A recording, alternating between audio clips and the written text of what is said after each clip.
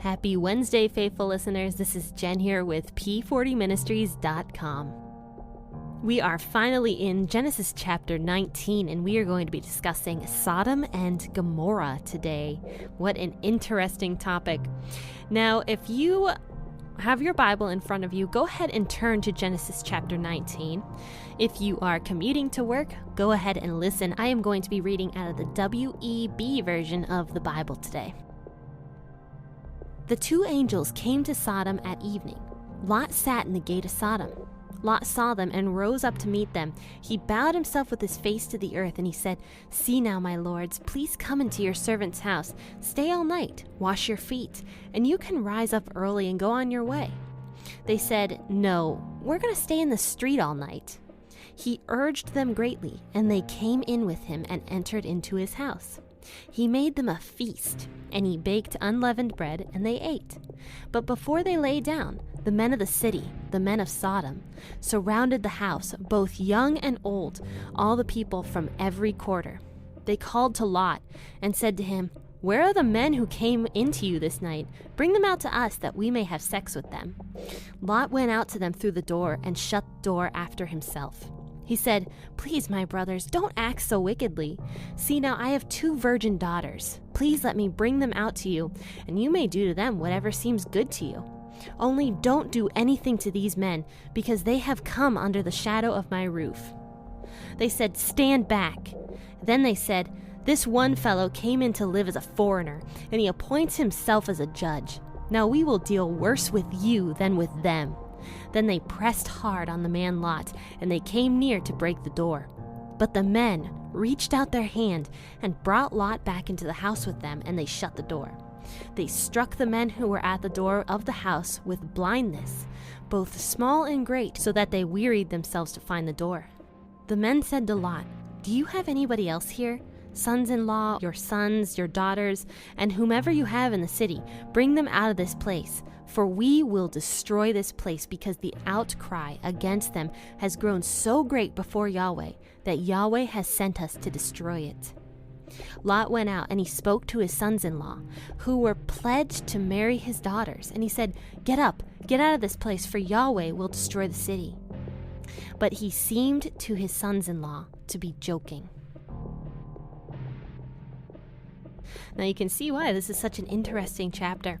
And I actually find Genesis chapter 19 to be one of the weirdest and creepiest chapters in all of Genesis. And you'll see why later on, because there's a lot that happens in Genesis chapter 19, and we are only partly done with this chapter. So you remember from last episode that 2 angels and Yahweh went to go visit Abraham. And Abraham fed them and took care of them and talked with them for a large portion of the day. But then the 2 angels go on ahead, and Yahweh stays behind to discuss things with Abraham. And he tells Abraham of his plans, that he is going to destroy Sodom and Gomorrah, because Sodom and Gomorrah are so evil and so corrupt and murderous and sinful that there's nobody left in the city who is righteous. So God tells Abraham, "I'm going to destroy them." And Abraham is thinking of his nephew Lot. And he says, "Lord, are you going to destroy the righteous along with the unrighteous?" And he has this whole discussion with Yahweh, and he says, "If you find 50 people, will you destroy the city?" And God says, "No, I will not." And Abraham keeps talking, and he says 35, and God says no. And then he goes all the way down to 10. And Abraham says, "Lord, if you find 10 righteous people in the cities of Sodom and Gomorrah, will you destroy those cities?" And God says, "If I find 10 righteous people left in those cities, I will not destroy those cities." So Abraham probably goes home praying and thinking and hoping that Lot is safe and that God can find 10 people in this city so that Lot does not get destroyed. So now these 2 angels, Yahweh did not go, but these 2 angels arrive at Sodom. And I believe that Yahweh himself did not go, because Yahweh is so pure that I don't think these men of Sodom and anybody in Sodom could have handled God's presence. I also believe that in such a corrupt place, I truly don't think Yahweh would have wanted to go, in all honesty. So the two angels go to Sodom in the evening, and Lot is sitting in the gates of Sodom. So he's sitting at the entrance of Sodom. And Lot sees these two angels, and he knew they were angels, and he rose up to meet them. He bows himself, so he bows down to the angels, and he's like, please come into my house. Don't stay in the streets. And they're like, no, we're going to stay in the streets. And Lot is begging them, no, do not stay in the streets tonight. Find somewhere safe. Please come home with me. So the angels relent. They go home with Lot, and he prepares this big feast for them. And they're sitting there, and they're eating, and all of a sudden, all these men, and it says men from every quarter of Sodom, comes out because they saw these men arriving. And they were angels. They were probably very beautiful. And they see these two men. So they start pounding on Lot's door, and they're like, bring out these men. We want to have sex with them. Bring them out. And by the way, in case you didn't know this, but I'm sure you did, the term Sodom is where the word sodomy came from.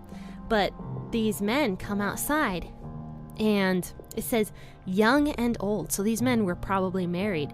These men were probably teenagers. Who knows how old and young these men were and what their situations were.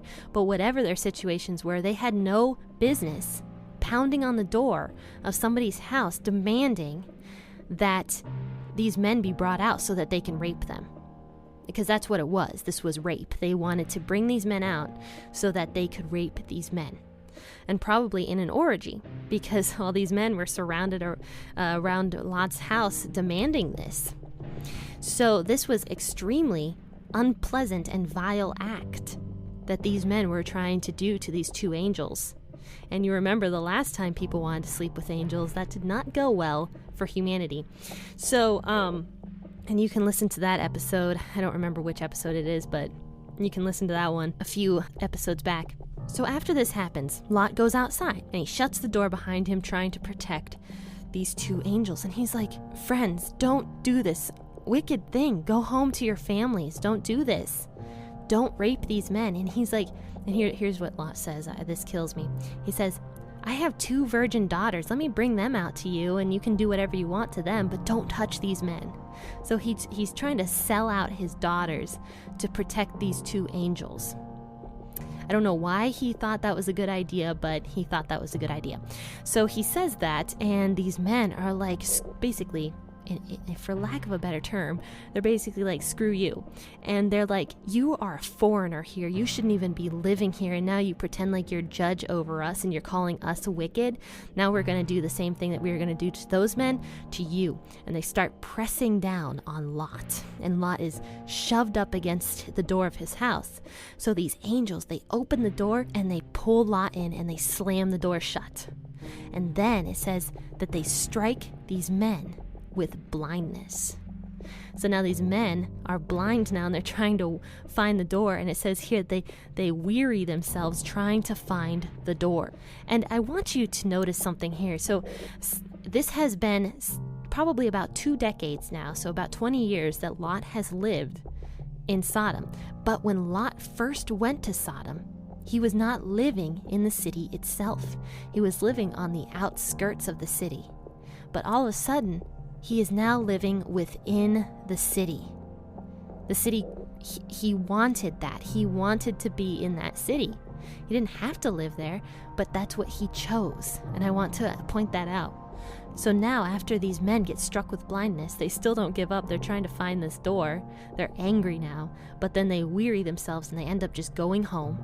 So now, the 2 angels say to Lot, they say, do you have any family that live within the city? Because we are sent to destroy it. And we now see the level of depravity that is within this city, the rape and the murder and the evil intentions that is within this city. And he says, get out of this place and take your family with you. So Lot has a wife, 2 daughters, and 2 sons-in-law. And he goes to his sons-in-law, and they were pledged to marry his daughters, who were virgins. And he says, get up and get out of this place. Yahweh is going to destroy this city. And they laugh at him. They said, it says here in verse 14, that it seemed to his sons-in-law that he was joking. So he's like, yeah, right. They're saying, yeah, right. He's not going to do that. Why would he do that? So he thinks that Lot is joking, and they don't end up believing him. They end up staying in the city. And you remember from Monday's episode that God had given Sodom and Gomorrah several chances and shown his glory with them when Abraham had protected Sodom from battle and from that evil king. God had given Abraham victory to protect Sodom. God was showing his glory to them, but they didn't want to see it. They didn't want to take that second chance that they had, because God always gives second chances. He always wants people to turn to him, but when he realizes that people just want to go their evil ways and that there's no more righteousness left in that city, that is when God takes action. And that's what was happening here. Lot and his 2 daughters and his wife were the only people left in the city with any amount of righteousness in them. And God ends up protecting them, because that's what he always does. So join me on Friday. We will be discussing more about Genesis chapter 19 and what God does to this city. And join me then 6 a.m. And also go to my website, www.p40ministries.com/shop, and take a look at some of the brand new designs in my t-shirt shop, and pick up one of your P40 Ministries t-shirts today and wear that logo proudly. And I thank you guys so much for tuning in every single morning. Happy listening, and God bless. Bye, everybody.